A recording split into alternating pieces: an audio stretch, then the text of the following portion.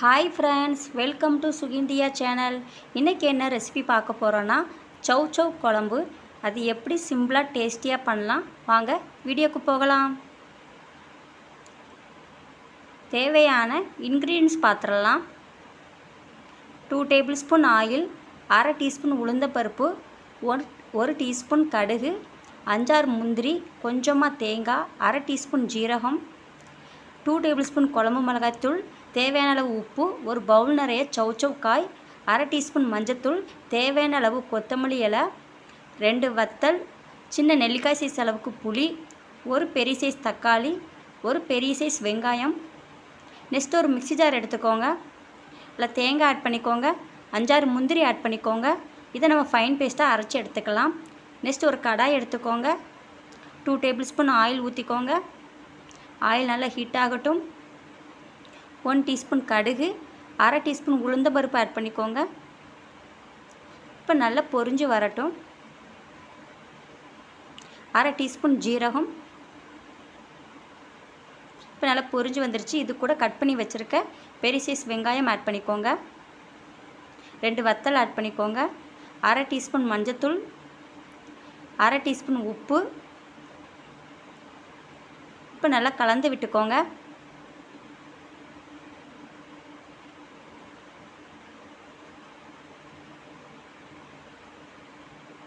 வெங்காயம் நல்லா வதங்கி வரட்டும். லோ ஃப்ளேம்லேயே வச்சு நல்லா வதக்கி விடுங்க.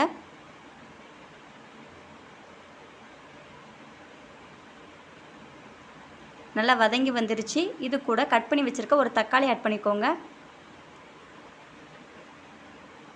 இப்போ நல்லா கலந்து விட்டுக்கோங்க. தக்காளி நல்லா மசிஞ்சு நல்லா வதங்கி வரட்டும்.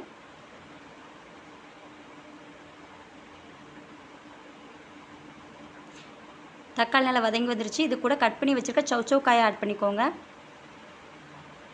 இப்போ நல்லா கலந்து விட்டுக்கோங்க.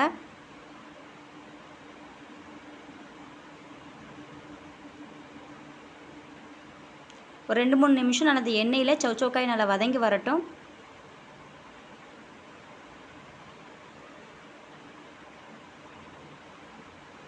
இந்த ஸ்டேஜில் ஒரு அரை கப் அளவுக்கு தண்ணி ஆட் பண்ணிக்கோங்க.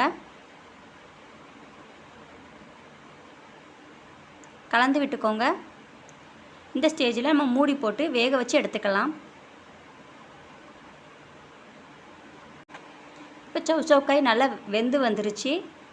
இந்த ஸ்டேஜில் 2 டேபிள் ஸ்பூன் குழம்பு மிளகாய்த்தூள் ஆட் பண்ணிக்கோங்க. இப்போ நல்லா கலந்து விட்டுக்கோங்க.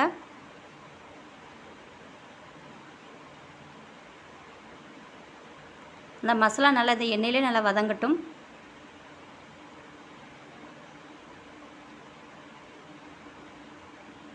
இந்த ஸ்டேஜில் அரைச்ச இது கூட தேங்காய் பேஸ்ட்டை ஆட் பண்ணிக்கோங்க.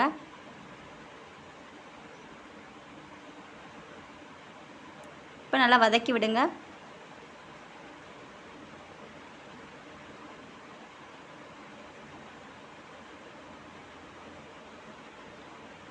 இந்த மசாலா நல்லா வதங்கி வரட்டும்.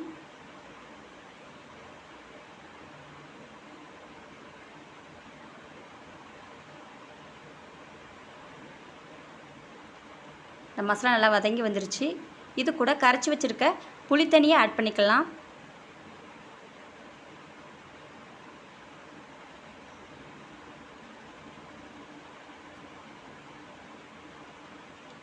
இப்போ நல்லா கலந்து விடுங்க.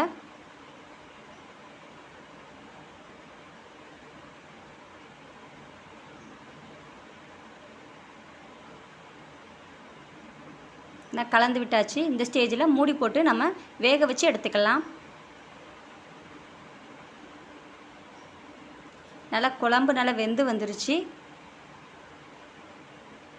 ஃபைனலாக இதில் கொத்தமல்லி இலையை ஆட் பண்ணிக்கோங்க.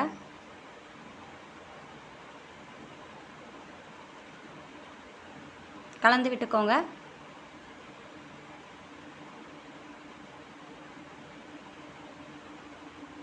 இந்த ஸ்டேஜில் நம்ம ஸ்டவ் ஆஃப் பண்ணி வேறு பிளேட்டுக்கு நம்ம ட்ரான்ஸ்ஃபர் பண்ணி எடுத்துக்கலாம்.